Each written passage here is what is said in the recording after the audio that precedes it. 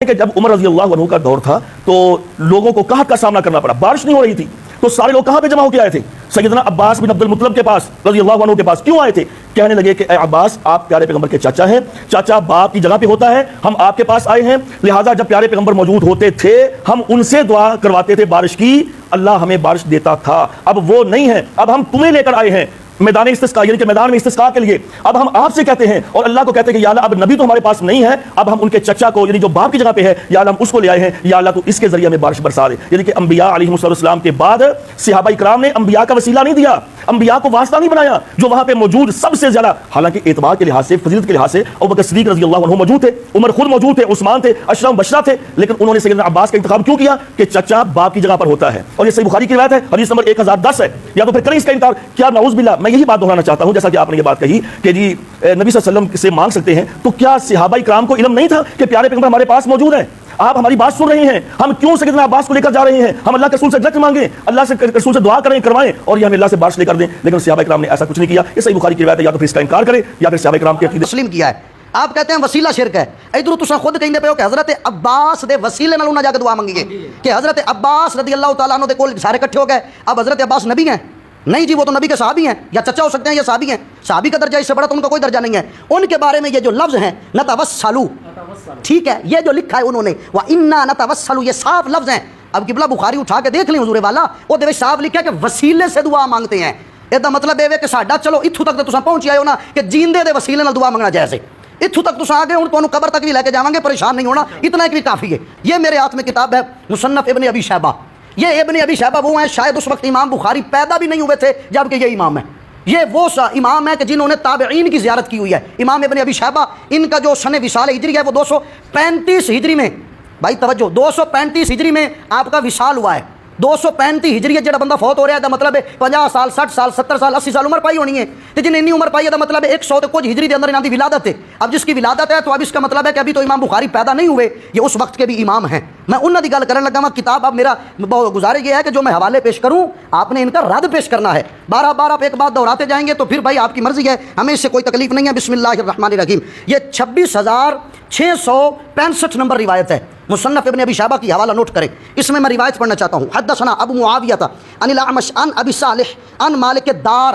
ہمارے بھائی کہتے ہیں کہ نہیں جی، انہوں نے کہا کہ نبی ہوندے سن تے ٹر گئے، ہن نبی دے وسیلے نال دعا منگنی جائز ہی نہیں ہے، نبی دے اگے جا کے کی گل کرنی ہے، نبی ٹر گئے، ہن چاچے کول گئے ہیں تو لہذا اتنا ہی کافی ہے، تاں چاچے کول گئے جو نبی ٹر گئے نے۔ اب یہاں پہ اس بات کا میں جواب دے رہا ہوں، یہ حضرت سے حدثنا ابو معاویہ عن الاعمش عن ابی صالح عن مالک الدار قال وكان خازن عمر على الطعام قال اصاب الناس قحط في زمن عمر، حضرت عمر کے زمانے میں قحط پڑا، حضرت عمر کے فی زمانی عمر کے زمانے میں قحط پڑا، فجاء رجل، ایک شخص اٹھا، ایک روایت میں لفظ ہے کہ حضرت بلال یعنی اور حضرت بلال ہیں، بلال حبشی نہیں، لیکن یہاں پر صرف انہوں نے کہا کہ نہیں ایک شخص اٹھا، جو بھی تھا وہ مومن مسلمان اٹھا، فجاء رجل الى قبر النبی صلی اللہ تعالی علیہ وسلم، وہ بندہ نبی دی قبر تے گیا، حضور دے روزے تے گیا، حضرت عمر دے زمانے دے اندر، حضور کا زمانہ نہیں ہے، ابو بکر کا زمانہ بھی نہیں ہے، میرے حضرت فاروق اعظم کا زمانہ ہے، میں وہاں پہ عرض کرنا چاہتا ہوں، الی قبر النبی صلی اللہ تعالی علیہ وسلم، حضور دے روزے تے جا کے کہندا ہے فقال یا رسول اللہ۔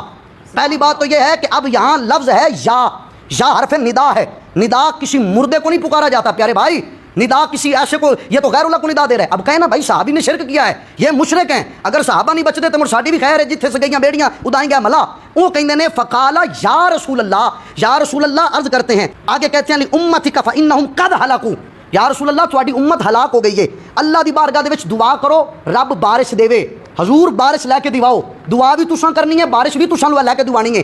رجل فی المنام فقیل له ات عمر فاقرئه السلام واخبره انکم مستقیمون وقل له عليك الكيس فاتى عمر فاخبره فبكى عمر ثم قال یا رب لا آل الا ما عجزت عنه۔ یہ وہ کہندے نے کہ وہ بندہ حضور دے روزے تے جا کے جس نے پانی طلب کیتا نا تو حضور اس بندے نو خواب وچ نظر آئے اور آ کے کہا کہ عمر کے پاس جاؤ، اس سے میرا سلام کہنا اور اسے بتاؤ کہ لوگ سیراب ہونے کی جگہ میں ہیں، اور اس سے کہو تم پر دانش مندی لازم ہے، تم پر دانش مندی لازم ہے۔ پس وہ آدمی حضرت عمر کی خدمت میں حاضر ہوا اور حضرت عمر کو اس خواب کی خبر دی تو حضرت عمر رونے لگے، پھر فرمایا اے میرے پروردگار کوئی کوتاہی نہیں مگر میں عاجز آ گیا۔ اب بتائیں عمر نے بھی نہیں کہا کہ تو نے شرک کیا، حضور کے روزے پہ گیا، عمر نے کیوں نہیں روکا اس بندے کو؟ دوسری روایت پیش کرنا چاہتا ہوں، یہ سنن دارمی شریف میرے ہاتھ میں ہے، یہ امام دارمی ہے، یہ بھی 229 ہجری میں ان کا وصال ہے، یعنی یہ امام بخاری سے پہلے کے امام ہیں. انہوں نے دارمی شریف کے اندر روایت لکھی ہے.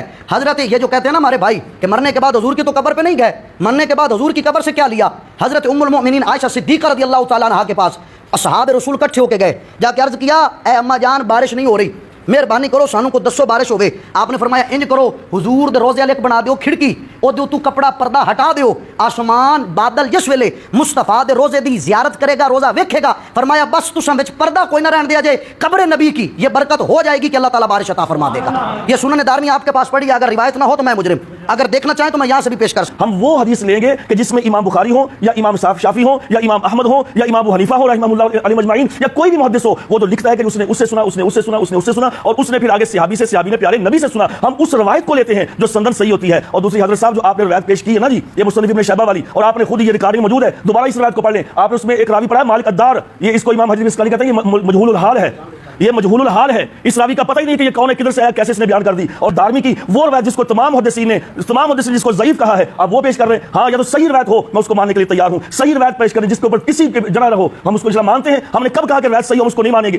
اور دوسری روایت جہاں پہ مجھے سب سے زیادہ مزہ آتا ہے وہ اسماء الرجال کا کلام ہے. میرے بھائی نے کہا جی روایت ضعیف ہے, اور روایت میں بندہ کس کو ٹارگٹ کر رہے ہیں؟ قبلہ آپ اسماء الرجال کی کتاب تو اٹھا کے دیکھیں کہ کلام کس بندے پہ ہے. ہم بھی پوری تیاری کے ساتھ آئے ہیں, ایسی بات تو نہیں ہے. پہلی بات یہ ہے کہ آپ مالک دار کے حوالے سے کہہ رہے ہیں جی نہیں انہوں ابن حجر اسقلانی نے کہا کہ بندہ ٹھیک نہیں. پہلی تو گل ہے جب بندہ ٹھیک نہیں تو عمر بن خطاب نے خزانچی کیوں رکھیا سی؟ خاموش, عمر بن خطاب نے خزانچی کیوں رکھیا سی؟ حضرت جی روایت کی سند غور سے دیکھیں, کلام مالک دار پہ نہیں ہے, کلام ابو معاویہ پہ ہے. ہم اتنی آپ کے ساتھ تعاون کر دیتے ہیں, مالک دار پہ تو کلام ہی نہیں ہے, وہ تو زیادہ سے زیادہ تابی بنے گا. حضرت عمر کا خزانچی ہے, تابی تو تقاضا کلام ہے. آپ دوبارہ دیکھیں, یہ میرے ہاتھ میں کتاب ہے جس کو میزان الاعتدال کہتے ہیں امام ذہبی کی. اب میں ابو معاویہ پہ کلام کرنے لگا ہوں, اور یہ روایت اللہ کے فضل و کرم سے اپنے اس وثوق تک پہنچے گی کہ یہ حجت بن جائے. ہم یہ آپ کی قبلہ یہ ساری باتیں یہ باریکیاں جانتے ہیں. لو آپ اپنے دام میں سیاد آ گیا. یہ ابو معاویہ کے حوالے سے ہم روایت یہ پڑھنا چاہتے ہیں. اس کے بارے میں امام ذہبی کہتے ہیں کہ یہ جلیل القدر اہل علم اور سکہ آئمہ میں سے ایک ہے. پہلی بات ہے امام ذہبی نے کہا یہ سکہ ہے. دوسری بات یہ ہے کہ اس نے کہا کہ کوئی بھی شخص اس کے در پہ نہیں ہوا, یعنی کوئی بھی یہ مگر نہیں لگا. در پیدا مطلب ہوتا ہے پیچھے لگنا کہ کی ہے تو کی نہیں. اب آپ کہہ رہے ہیں نا کہ امام بخاری بھی بغیر اگر سند کے کلام کریں گے تو ہم قبول نہیں کرتے. ہم بھی کہتے ہیں ہم قبول نہیں کرتے. آپ سنن دارمی کی روایت کہہ رہے ہیں جی کہ اماں عائشہ کے حوالے سے یہ تو بغیر سند کے ساتھ ہے. تو آپ بتائیں نا کہ فتح الباری میں ابن حجر اسقلانی کہہ رہا ہے یہ روایت صحیح ہے. اب لگائیں ابن حجر اسقلانی پہ حکم کہ وہ بھی مشرک ہے, اس نے شرک کا یہ پیغام عام کیوں کیا ہے. دوسری بات یہ ہے, یہ ابو معاویہ جس کی یہ جو روایت میں نے پیش کی ہے, ابو معاویہ عن الاعمش عن ابی صالح عن مالک دار.